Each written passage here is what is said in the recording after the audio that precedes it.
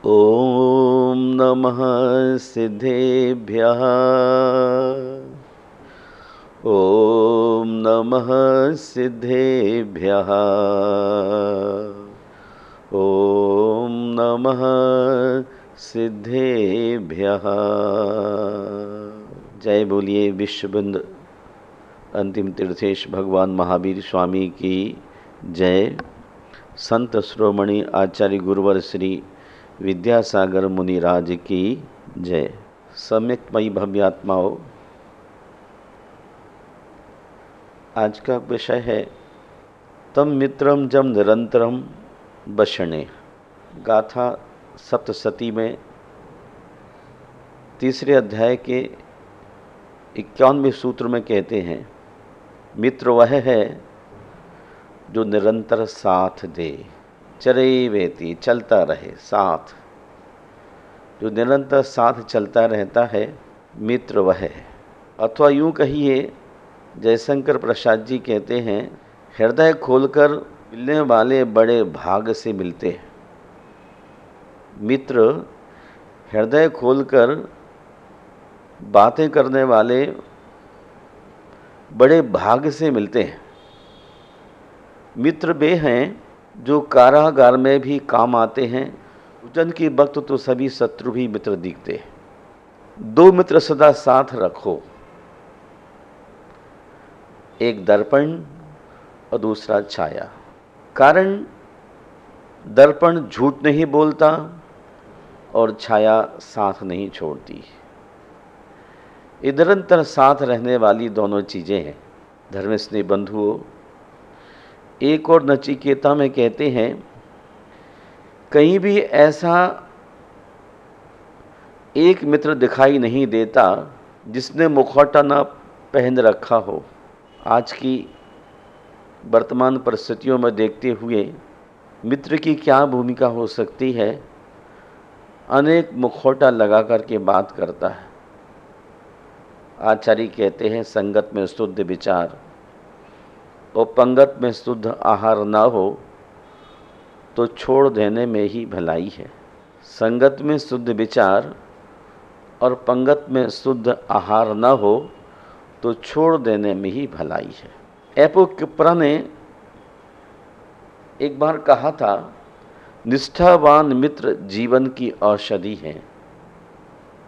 आस्था, निष्ठा, प्रतीति, विश्वासवान मित्र ही जीवन के लिए औषधि का काम करता है।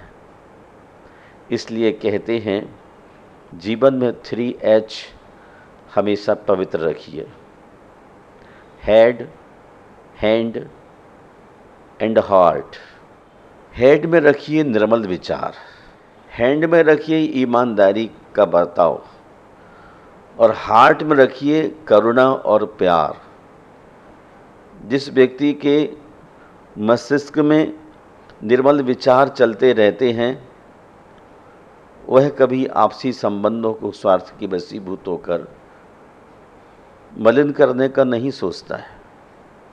व्यक्तिगत जिंदगी से मित्र की जिंदगी एक जिम्मेवार होती है और ऐसी जिंदगी में मनुष्य को सदैव निर्मल विचारों का सहारा लेना चाहिए। और जब दिमाग पवित्र निर्मल रहता है तो उसके कर्म में ईमानदारी का बर्ताव होने लग जाता है और ऐसा ईमानदार व्यक्ति हृदय में करुणा और प्रेम भरा हुआ व्यवहार करता है। तुम्हारा मित्र तुम्हारे अभावों की पूर्ति करता है। अगर किसी चीज़ का अभाव है और निर्मल विचार वाला मित्र, ईमानदार मित्र, करुणा और प्यार से भरा मित्र आपको मिल जाए तो ज़िंदगी संवर जाती है। लेकिन right drain love for love में कहता है, अभागों के मित्र नहीं होते। जो धरती पर अभागे हैं उनके अपने कोई मित्र नहीं होते। इसलिए हमें क्या करना चाहिए? जो भी करो पूर्ण समर्पण के साथ करो। जो भी करो पूर्ण समर्पण के साथ करो, प्रेम करो तो मीरा की तरह। जो भी करो पूर्ण समर्पण के साथ करो, प्रेम करो तो मीरा की तरह, प्रतीक्षा करो तो सबरी की तरह, भक्ति करो तो हनुमान की तरह, शिष्य बनो तो अर्जुन की तरह, और मित्र बनो तो श्री कृष्ण की तरह। इतिहास के प्रसंग आपके सामने मौजूद हैं। प्रेम मीरा का विश्वविख्यात प्रेम है। सबरी के राम धरती पर ख्यात हैं।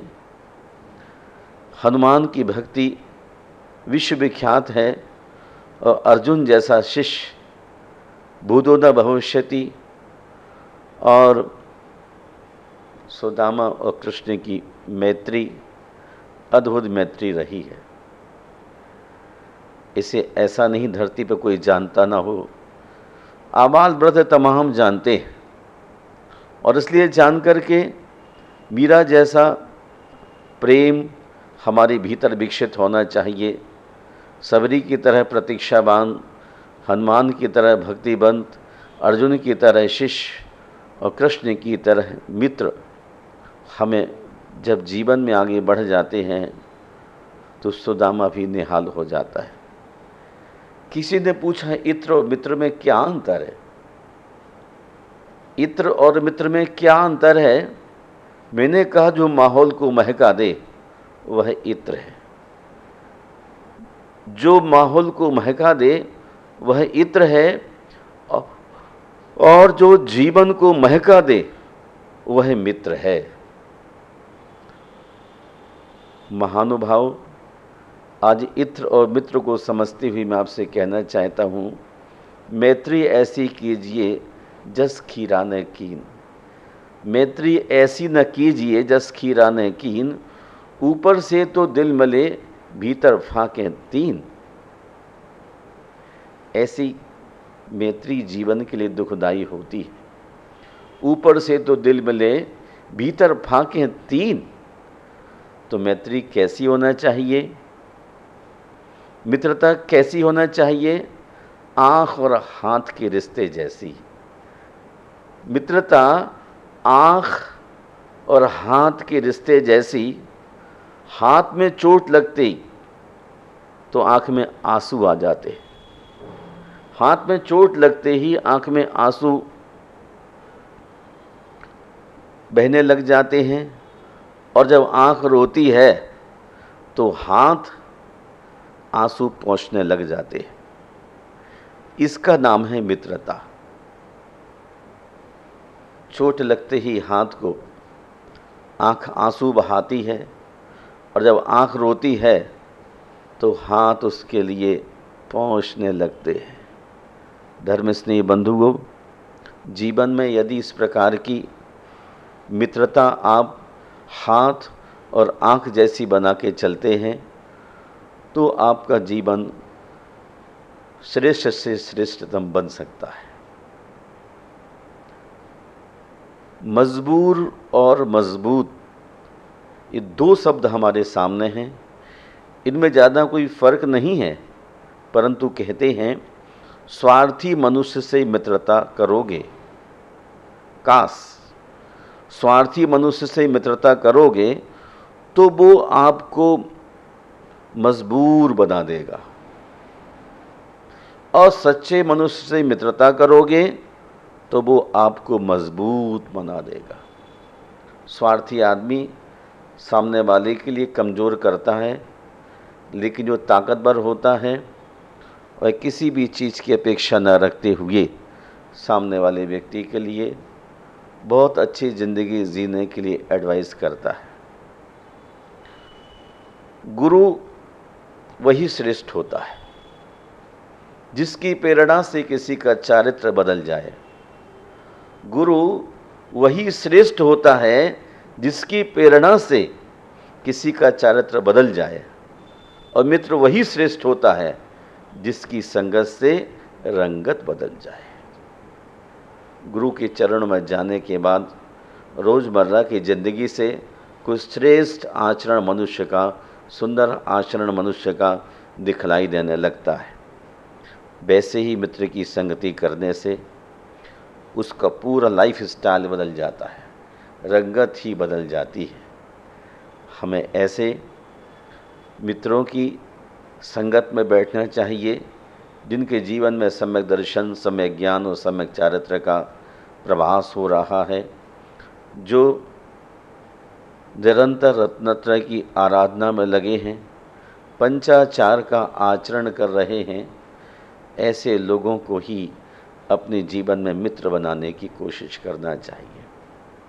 शब्दकोशकारों ने मित्र के लिए प्रकाश की उपमा दी है। मित्र हमेशा अंधेरे से प्रकाश की ओर ले जाता है। गुरु भी अंधकार से प्रकाश की ओर ले जाता है। इसलिए गुरु वही श्रेष्ठ है जिसकी प्रेरणा से किसी का चारित्र बदल जाए, और मित्र वही श्रेष्ठ होता है जिसकी संगत से रंगत बदल जाए। एक परिचित ने पूछा, मज़े में होना?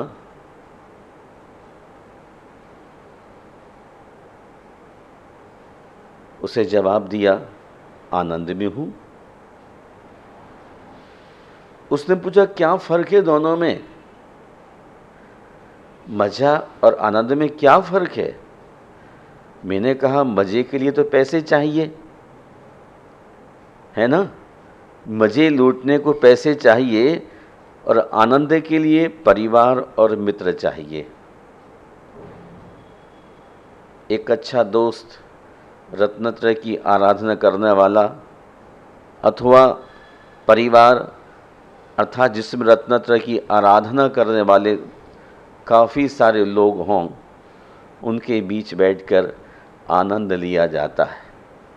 महानुभाव, जिसका जैसा चारित्र होता है वैसा ही मित्र होता है। शुद्धता होती है विचारों में मनुष्य जब पवित्र होता है।